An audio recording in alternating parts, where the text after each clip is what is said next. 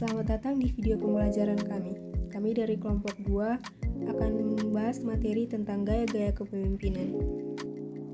Gaya kepemimpinan dalam organisasi.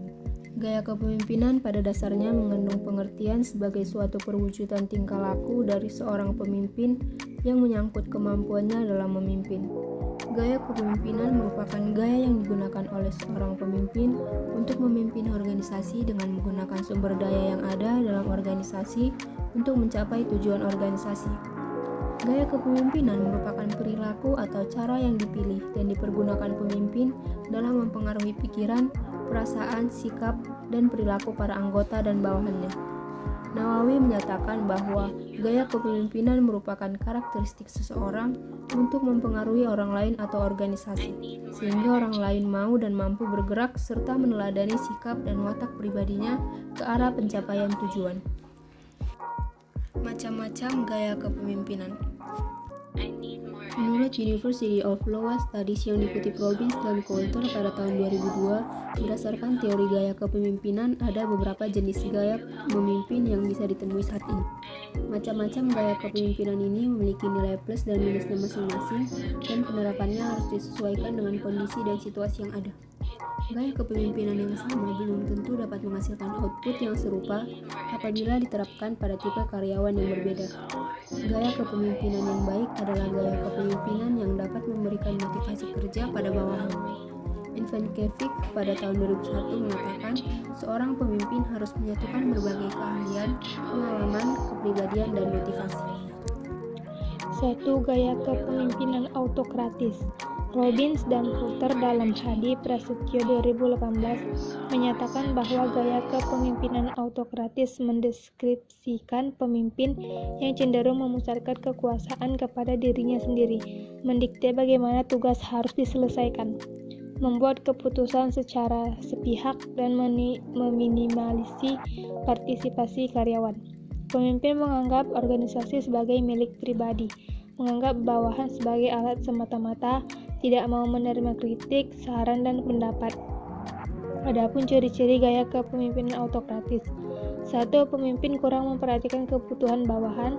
2. Komunikasi hanya satu arah, yaitu ke bawah saja.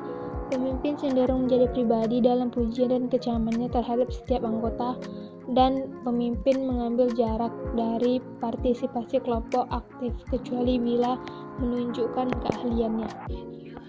Kedua, gaya kepemimpinan demokratis.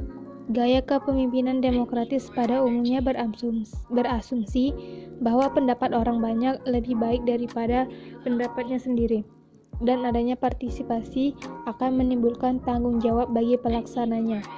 Rifai dalam Yosua 2018. Menurut Robbins dan Coulter dalam Hadi Prasetyo 2018, gaya kepemimpinan demokratis mendeskripsikan pemimpin yang cenderung ikut sertakan karyawan dalam pengambilan keputusan, mendelegasikan kekuasaan, mendorong partisipasi karyawan, memandang umpan balik sebagai suatu kesempatan untuk melatih karyawan. Pemimpin juga bisa menerima saran, pendapat, bahkan kritik dari bawahnya. Para bawahannya dilibatkan secara aktif dalam proses pengambilan keputusan. Lebih lanjut, ciri-ciri gaya kepemimpinan demokratis menurut Handoko dan Rekso Hadiprojo dalam Kurniawan DP 2018 antara lain: A. Lebih memperhatikan bawahan untuk mencapai tujuan organisasi. B. Menekankan dua hal, yaitu bawahan dan tugas. C. Pemimpin adalah objektif atau fact-minded dalam pujian dan kecamannya. D. Pemimpin mencoba menjadi seorang anggota kelompok biasa. Yang ketiga ada gaya kepemimpinan laissez-faire atau kendali bebas. Gaya laissez-faire, pemimpin memiliki sikap yang permisif, dalam arti bahwa para anggota organisasi boleh saja bertindak sesuai dengan keyakinan dan hati nurani, asal kepentingan bersama tetap terjaga dan tujuan organisasi tetap tercapai. Pemimpin juga memiliki peranan pasif dan membiarkan organisasi berjalan dengan sendirinya. Ciri-ciri gaya kepemimpinan kendali bebas menurut Handoko dan Rekso Hadiprojo dalam Kurniawan DP 2018 antara lain: 1. Pemimpin membiarkan bawahannya untuk mengatur diri sendiri. Kedua, pemimpin hanya menentukan kebijaksanaan dan tujuan umum.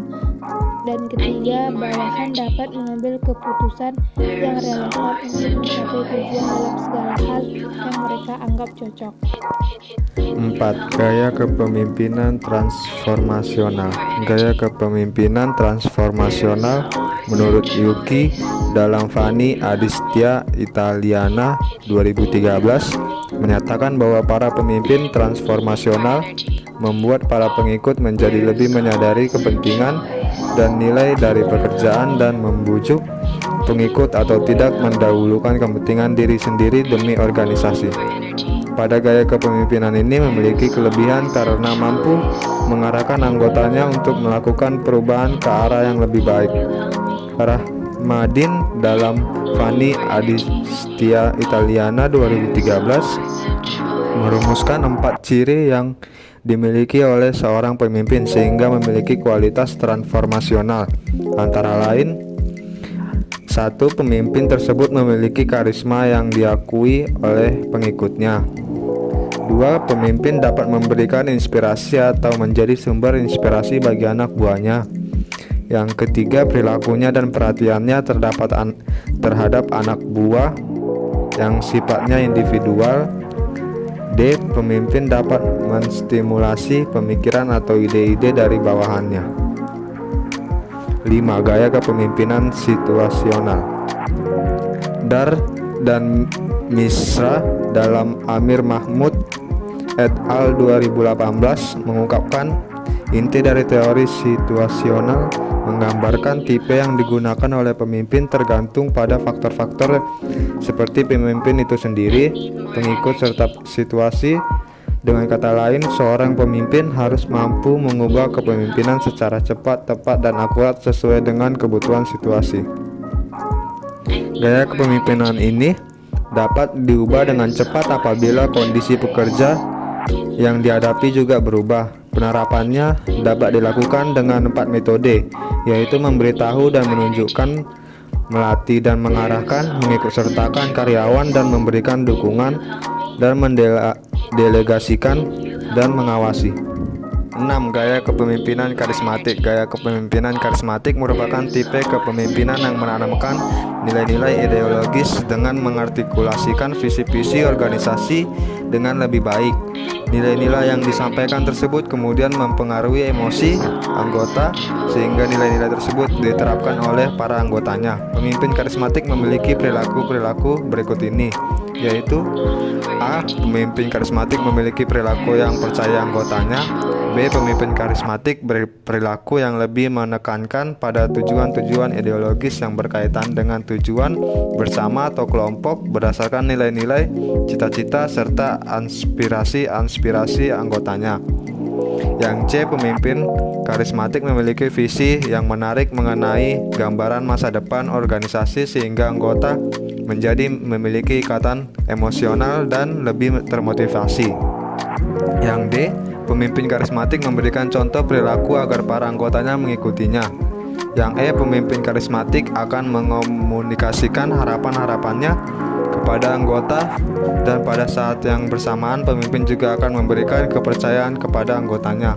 Yang terakhir, yang F. Pemimpin karismatik berperilaku yang dapat menimbulkan motivasi untuk pencapaian tujuan kelompok. 7. Gaya kepemimpinan transaksional. Menurut Robbins dan Judge dalam Hartono 2014, gaya kepemimpinan transaksional adalah pemimpin yang memotivasi para pengikut mereka untuk menuju kesadaran yang telah ditetapkan dengan memperjelas persyaratan peran dan tugas yang akan dilakukan. Gaya kepemimpinan delegatif memiliki ciri-ciri yaitu A. Pemimpin akan jarang dalam memberikan arahan, membuat keputusan diserahkan kepada bawahan, dan anggota organisasi tersebut diharapkan dapat menyelesaikan segala permasalahannya sendiri. B. Gaya kepemimpinan delegatif ini memiliki ciri khas dari perilaku pemimpin dalam melakukan tugasnya sebagai pemimpin. C. Gaya kepemimpinan delegatif ini sangat cocok dilakukan kalau staf yang memiliki ternyata mempunyai motivasi dan kemampuan yang tinggi. D. Tipe kepemimpinan ini memberikan kebebasan pada tiap-tiap anggota untuk membuat keputusan dan caranya masing-masing untuk mencapai tujuan. Gaya kepemimpinan ini hanya dapat diterapkan pada kondisi tertentu, yaitu ketika semua anggota sudah memiliki kemampuan yang mumpuni di bidangnya masing-masing. Studi kasus gaya kepemimpinan di PT Wijaya Makmur Sentosa. Gaya kepemimpinan di PT Makmur Jaya Sentosa ini tidak hanya menganut satu gaya kepemimpinan saja, tapi menganut 3 macam gaya kepemimpinan, yaitu gaya kepemimpinan karismatik, transaksional, dan gaya kepemimpinan transformasial. Tetapi dari 3 macam gaya kepemimpinan ini, ada satu gaya kepemimpinan yang paling menonjol, yaitu gaya kepemimpinan transaksional. PT Wijaya Makmur Sentosa belum melakukan gaya kepemimpinan visioner. Hal ini dapat dilihat dari pemimpin memberikan apresiasi kepada karyawan, bisa dalam bentuk insentif atau hadiah lainnya. Dengan adanya imbalan atau hadiah tersebut, karyawan menjadi lebih termotivasi dan loyal dalam pekerjaannya. Pemimpin selalu menunjukkan cara kerja yang efisien kepada karyawan, dan dari pekerjaan itu baik karyawan dan pemimpin sama-sama diuntungkan. Pemimpin juga selalu mengingatkan karyawan agar selalu berhati-hati tidak melakukan kesalahan, karena dengan adanya kesalahan maka otomatis akan berpengaruh pada prestasi karyawan itu sendiri. Pemimpin memang menyerahkan seluruh pekerjaan dan tanggung jawab kepada karyawan sesuai dengan job desk-nya masing-masing. Kesimpulan, berdasarkan pengertian dari gaya kepemimpinan tersebut, dapat disimpulkan bahwa faktor ini memiliki fungsi yang penting dalam sebuah perusahaan. Pengaruh gaya kepemimpinan terhadap kinerja karyawan tidak dapat dianggap remeh, karena hal ini dapat menentukan kesuksesan perusahaan dalam jangka waktu panjang. Semakin tepat menggunakan tipe gaya kepemimpinan dalam lingkungan dan karyawan, akan semakin baik kinerja yang dicapai. Indikator gaya kepemimpinan yang sukses dapat dilihat dari bagaimana kesuksesan yang diperoleh oleh perusahaan sejalan dengan kesejahteraan yang diterima oleh karyawan baik dari segi materi maupun moral. Sekian hasil presentasi dari kelompok kami, kelompok 2. Jika ada tutur kata yang salah, mohon dimaafkan. Terima kasih.